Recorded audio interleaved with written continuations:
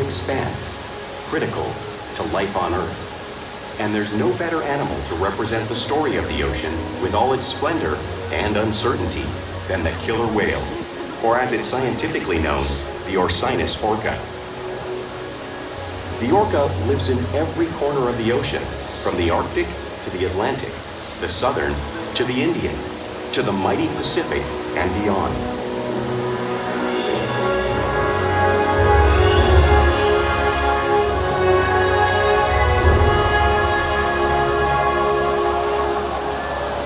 This whale's story is the ocean's story, and it is one we all share.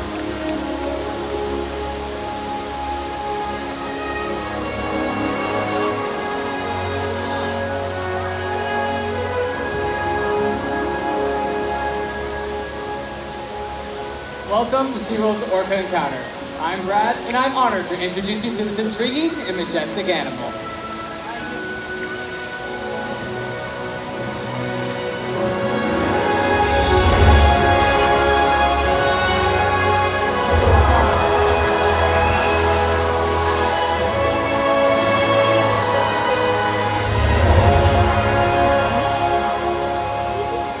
There's nothing like seeing killer whales up close and learning about them and their natural behavior. We hope this Orca Encounter will give you a better understanding of these magnificent animals and all that they represent.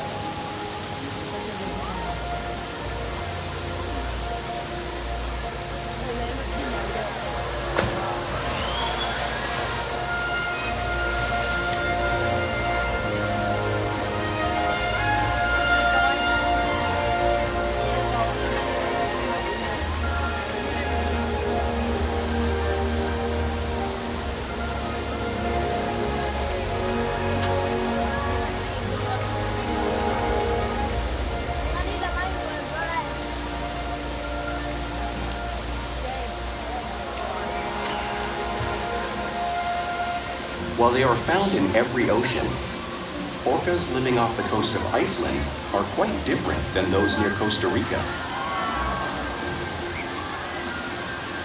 In fact, there are at least 10 types or ecotypes of killer whales.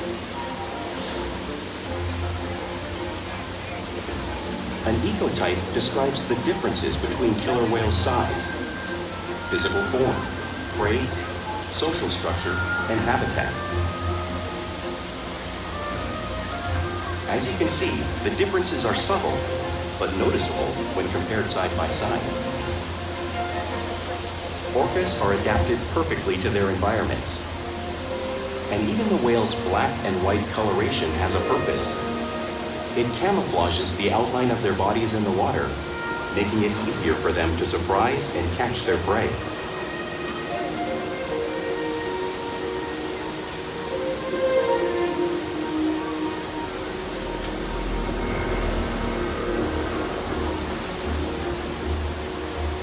When viewed from above, the black of the whale blends in with the dark depths of the ocean.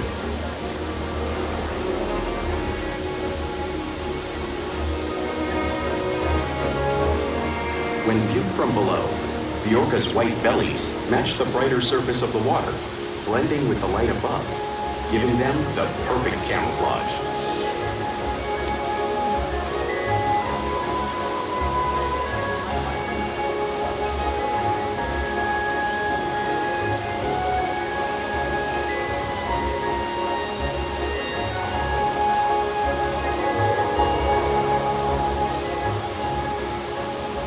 Killer whales really are a natural wonder, and Nakai is going to help me show you some of their physical characteristics.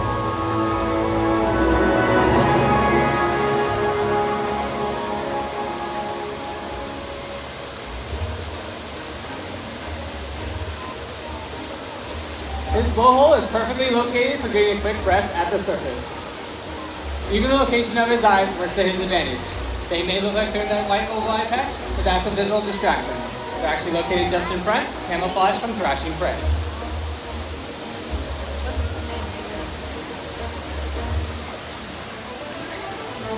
The fin on Nakai's back is called a dorsal fin, and it helps stabilize him while he swims and regulates his body temperature.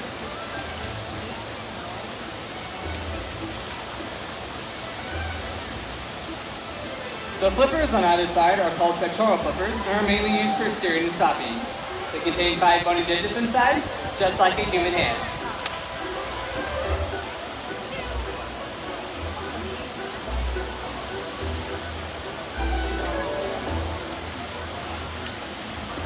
The lobes on either side of the tail are called flukes. The tail flukes are the killer whale's engine, propelling them at speeds of nearly 30 miles per hour, as fast as our speedboats. They swim the fastest and use the most power in propelling their nearly 10,000-pound bodies up and out of the water.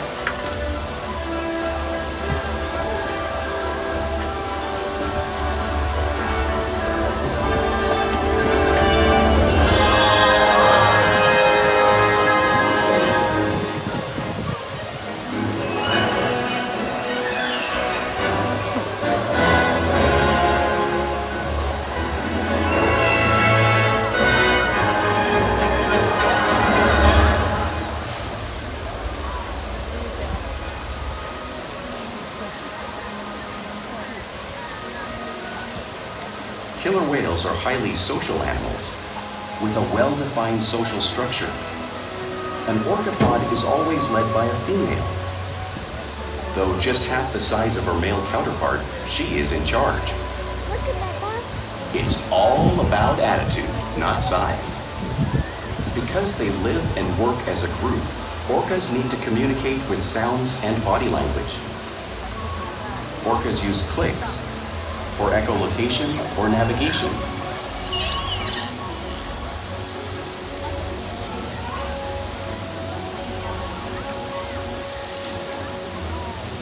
Whistles to socialize in the pod. And calls for group coordination and hunting.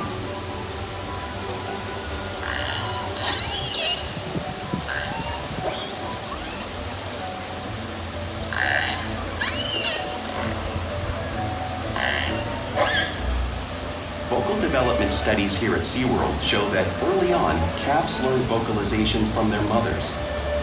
But as they grow, they learn from others close to them as well. This is a bottlenose dolphin call that Shuka learned and even taught other killer whales here at SeaWorld. In fact, orcas are the largest members of the dolphin family.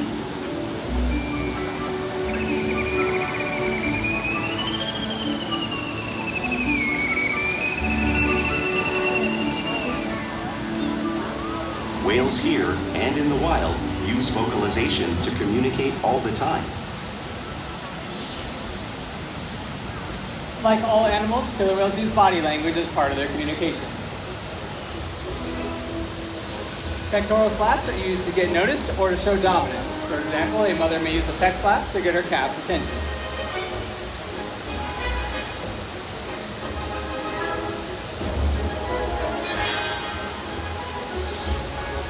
But when they really want to be heard, they breach.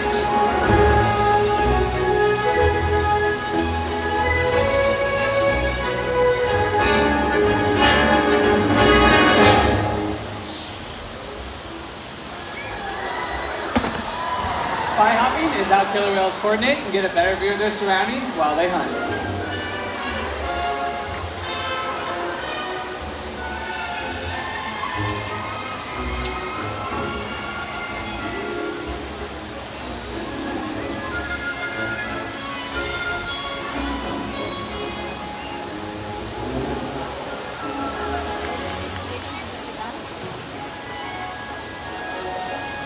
Fluke slaps are another form of communication that killer whales will use out in the wild.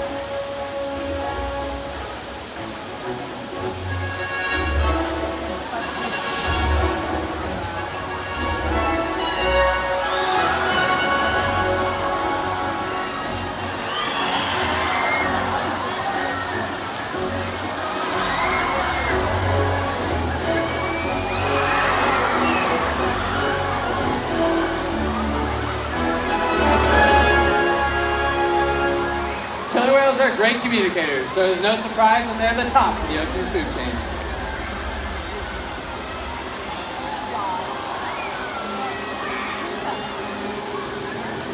Killer whales work together to rear their young, protect their pod, and most importantly, pursue and catch their prey. Every day they cooperate to survive in the wild oceans of the world.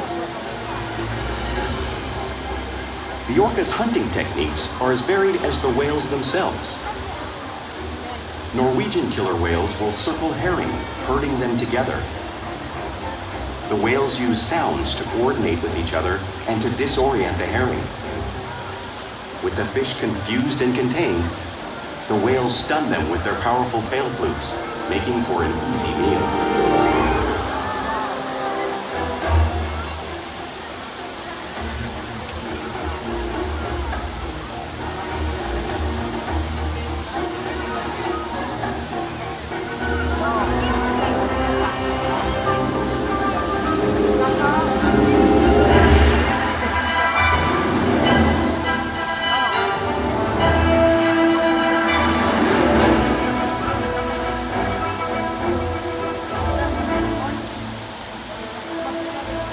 Whales in the southern hemisphere will capture sea lions by pulling them right off the beach. Watch as Orca demonstrates the same movement right here in front of you.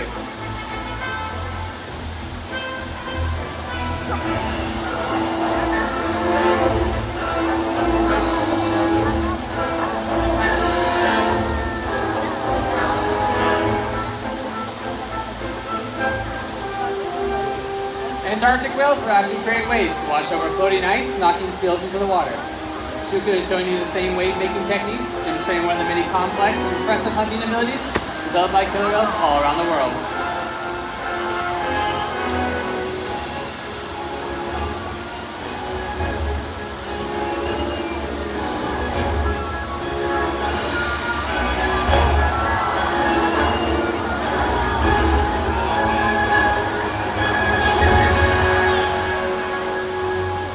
Now you just saw these waves crashing in front of you, but you can't really imagine the amount of water displaced until you experience it firsthand. Luckily, we have a volunteer, 2 volunteers, who want to feel the power of the killer whale tail fluke. Hey guys, how's it going? I'm happy to see you right on this blue pedestal right here. Alright.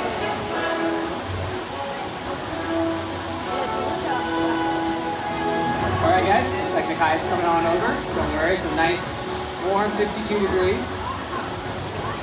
All right, hold on tight.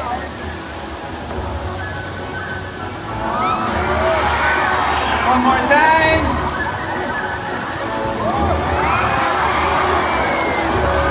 All right. How did that feel? Amazing. All right, big round of applause, everybody. Good job, you guys. We'll come back this way. Thank you so much.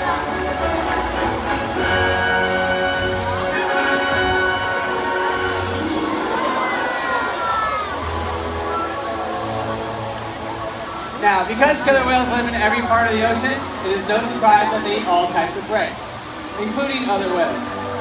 The blue whale, coming up on the screen, is the largest animal on Earth. It is 5 times larger and 50 times heavier than one of our killer whales. So how is a whale the size of a Maya here compare on a whale that size in the wild? Well, it's possible because killer whales are the ultimate team players.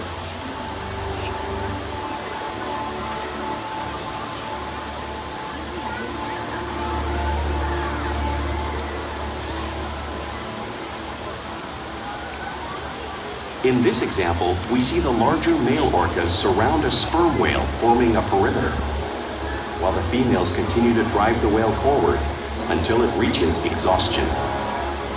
The calves then move in to join the adults in the group.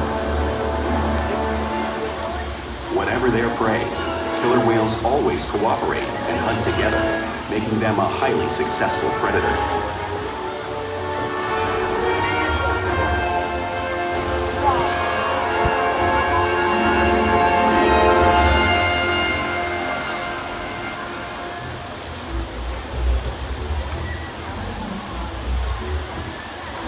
Play is an important part of everyday life for a killer whale. It's how they teach their young to hunt and practice their skills as they grow.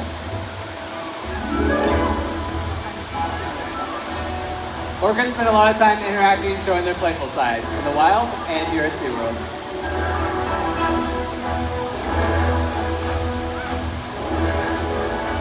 Porpoising is when they swim fast at the surface, breaking out of the water briefly.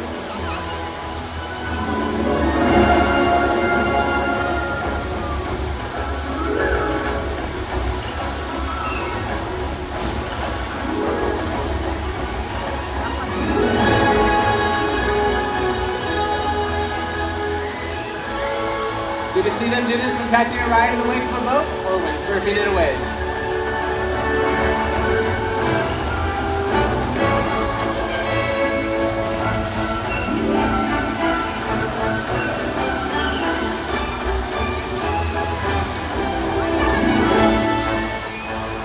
Orcas like to be touched and will rub their bodies on rocks when they can. Our whales do this here, just like you might see in British Columbia.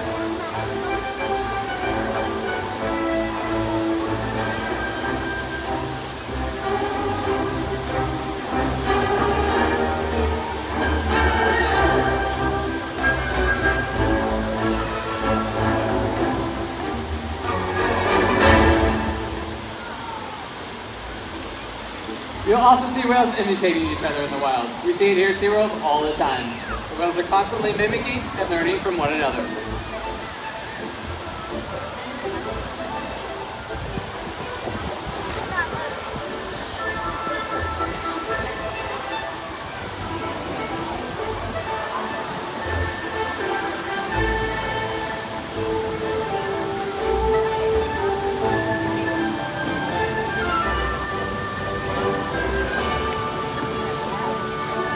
Playful behavior has a purpose. In the wild, the tail whip may be used to stun fish, but today, these whales might just be stunning all of you.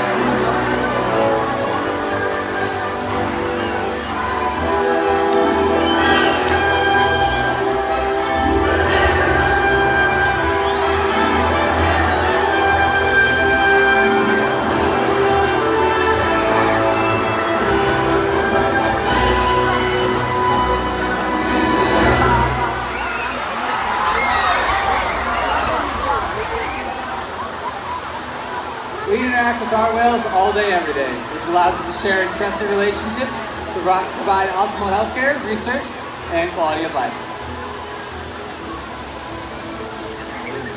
All the whales here play an active part in their own health and well-being.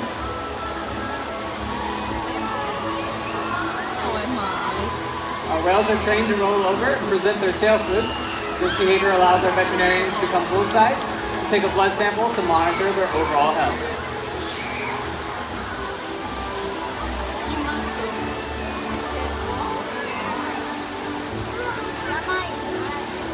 We'll even slide up on a scale. We weigh our whales every week to make sure our adults are staying healthy and that our calves are growing properly.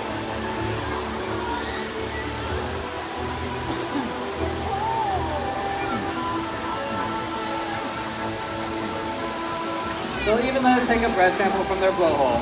All these behaviors are possible because of relationships built day after day right here at SeaWorld.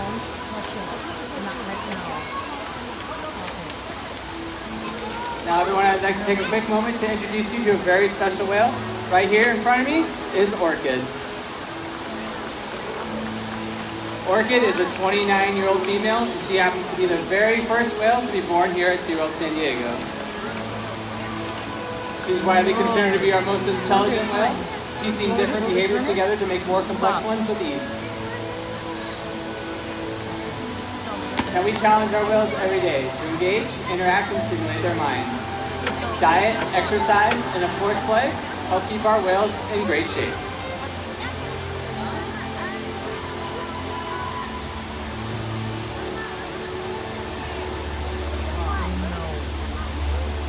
The whales here at SeaWorld have helped killer whales in the wild by participating in many research studies. One ongoing study monitors the whale's heart rate and breathing to understand how marine noise pollution from ship engines and other sources affect wild populations. In another study, scientists from NOAA, the National Oceanic and Atmospheric Administration, took measurements of the killer whales living here, including pregnant whales. By comparing these measurements with drone footage of killer whales in the wild, scientists are able to monitor the wild population's nutritional and reproductive states. Other research has been done here at SeaWorld on the mother whale's milk composition. This research will help create an effective model to understand how toxins in the ocean impact wild killer whales and their milk supply. What we learn from the whales in our care every day is actively helping whales in the wild survive. And just by being here today, you've supported our rescue, research, and conservation efforts all around the world. If we work together, like the killer whale, we can protect the future of the Orcinus orca and this beautiful planet that we all share.